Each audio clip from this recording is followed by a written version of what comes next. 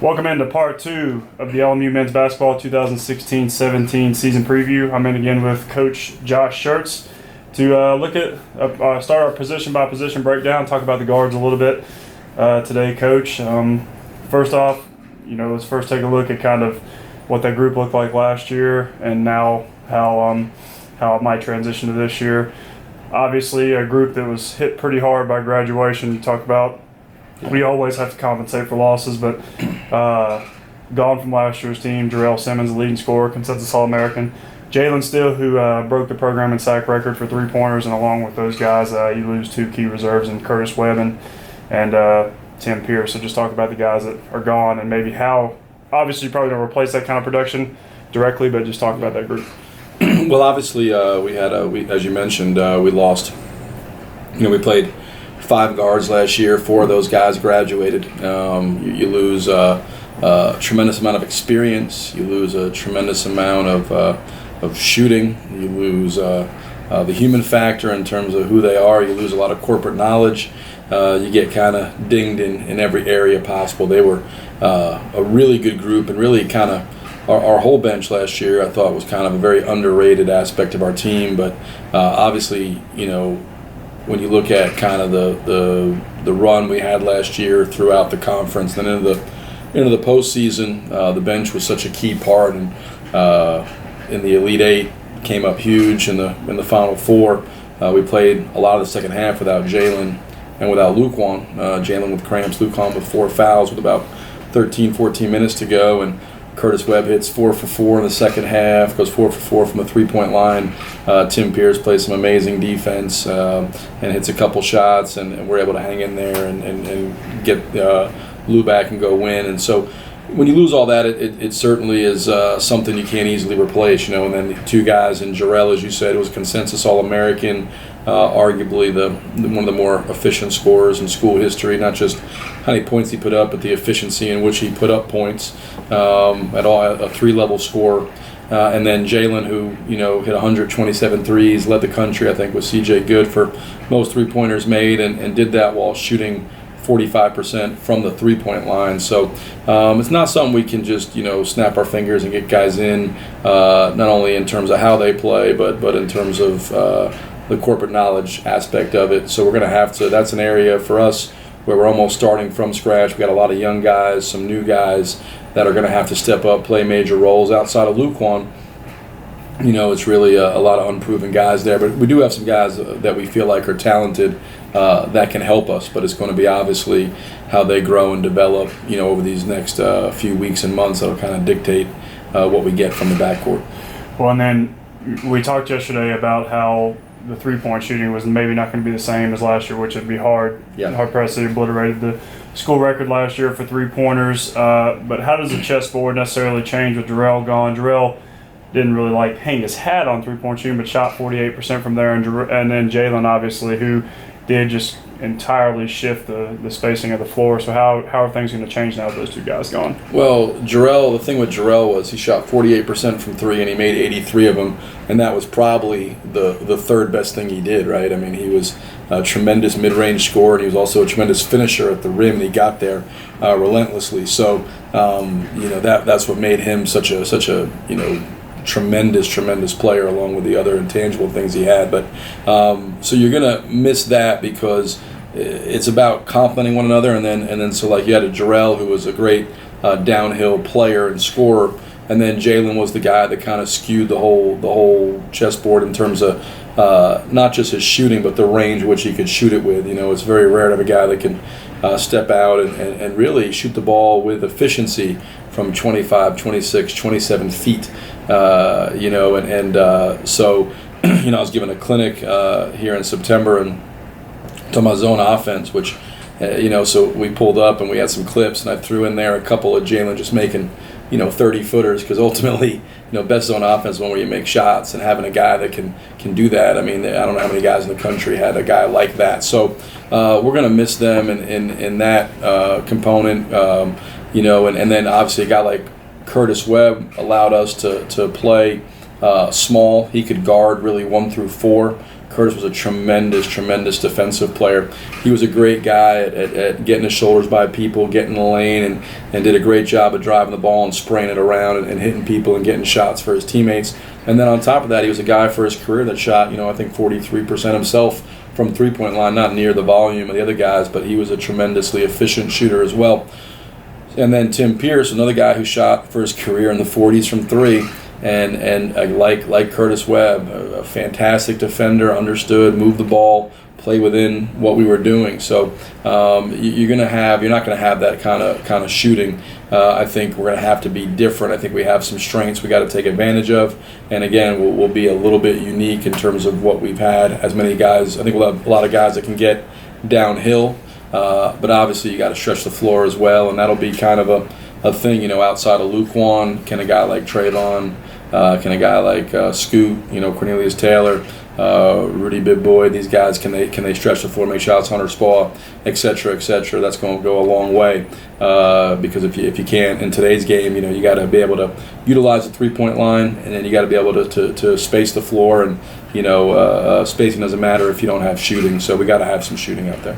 Well, and then now let's talk about the group that's back. So many new people. The main guy, of course, is Luquan Choice, All-SAC, preseason All-SAC first-team selection, two-time All-Southeast Region first-team pick.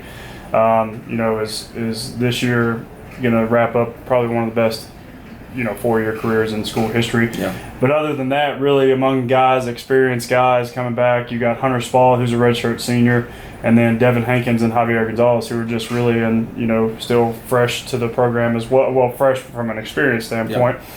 Yeah. So that group right there is going to have to mesh really quickly with a bunch of new guys. Yeah, there's a lot of. You start with Luquan, and Lou, I think, is one of the best, two-way players in Division II basketball. He's himself made 125 threes last year. I think he shot 47% from the three-point line. Was our third leading scorer. Lou's began, I think, to evolve offensively from being really as a sophomore a shooter to being a guy that can do multiple things. I think he was a little bit of a one-trick pony as a freshman, sophomore, and now he's a guy that got in the lane and was able to finish some plays. Also did a really good job. Underrated, about 115 assists himself. And he's a guy that has this year as a fifth-year senior, really the only proven guy in the backcourt. He's going to have to shoulder more of not only the load in terms of making shots, but also in terms of getting the ball to paint and making the right plays, and even being more of that facilitating, playmaking role.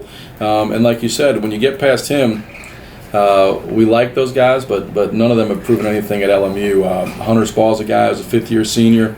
I think Hunter will play for us, mainly because unlike a lot of the younger guys right now, he's in the right places.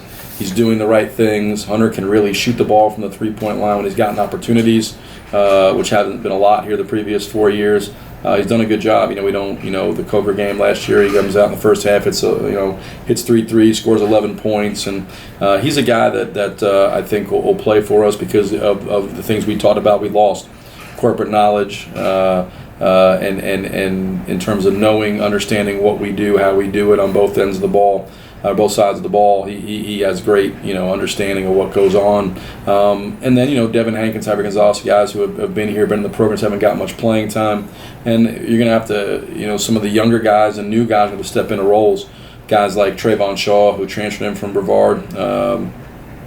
Trey had a really good 2 years there. I think he averaged a shade under 16 as a sophomore for them, and is a guy that's talented and strong and can score the ball. Cornelius Taylor is a guy we really like. He's a quick guy that can play. Rudy Big Boy is a guy we think. Deshaun Patterson's a guy we think. So there's some depth there, but again, it's going to be kind of by committee until guys separate themselves, which to this point hasn't happened, but it certainly could. And again, we have a lot of pieces, but they're unproven pieces.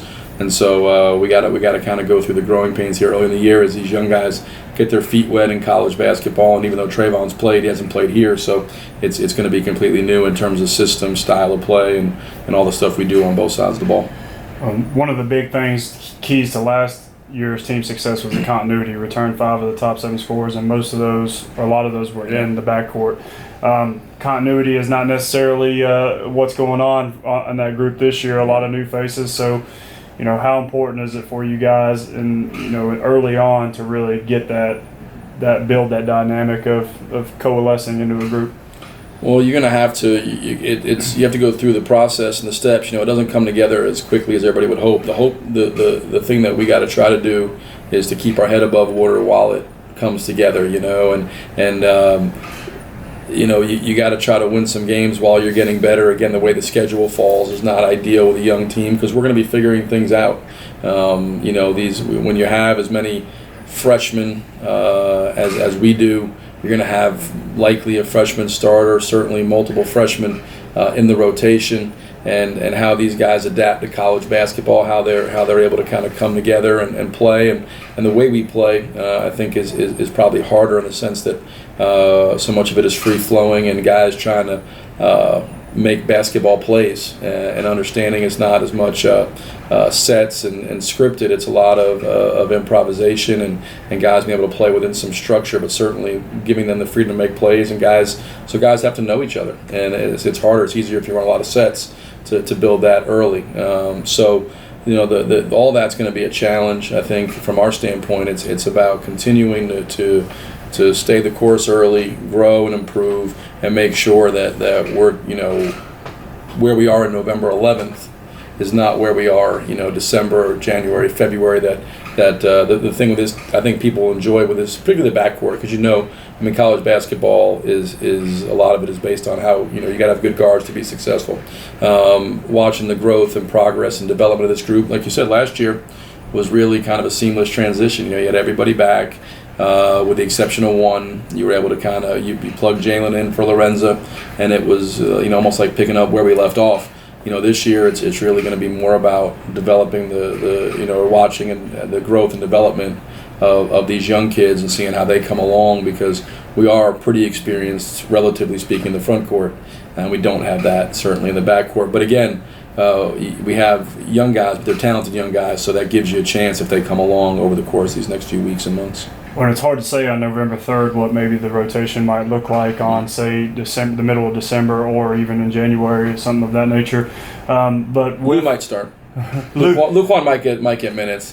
It's easy to say that Luquan will start. I think we're pretty positive about that. But then from the rest of like a lot of times last year, like you said, we played small a lot. Where Dorian, who we decided we probably could have talked about in the guard preview, right, but we decided to talk about in the forward preview is was your big, essentially your big, and four other guards around him. Now, how will the schematics maybe change this year? How do you see that kind of playing out with the group you got in the backcourt? Well, it depends how good really depends how good two things: how good the bigs are, and in terms of like how if Emmanuel's really solid and what we think he can be, and if Chris Perry comes along, and Dorian obviously can kind of play anywhere. He led us an assist last year, and so there's a big Nixon Blanc, Paul Woodson. So how those guys play kind of dictates that. Last year's group, we were a little bit thinner inside. We really played Emmanuel and Curtis McMillian as our bigs, and then everybody else in the rotation was either a guard or a swing, called Dorian, and so we played small a lot, and certainly we have the capabilities. The thing as a coach is you got to try to find a way to get your best players on the floor. You can't be married to, this is what we do style. This is who we are. So we're going to play two bigs all the time. We're going to play five guards or whatever. I think it's incumbent upon us as coaches to try to figure out and get your best players on the floor. So we've always been kind of a hybrid team in terms of we've always been able to play,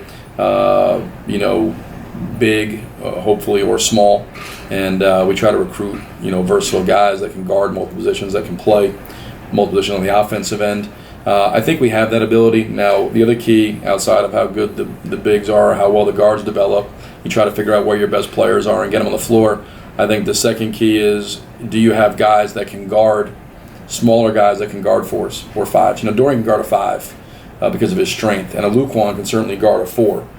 Now, we don't have a Curtis Webb. Those guys we mentioned, that's 6'4", 200 some pounds, that is tough enough to guard any four around. So that'll be outside of Luquan. I don't know if we'll have another guard that's going to go out and be able to kind of lock up your four. So again, it'll kind of be somewhat to wait and see, and kind of see how the roster takes shape outside of top 3 or 4 guys that you would expect, our core guys.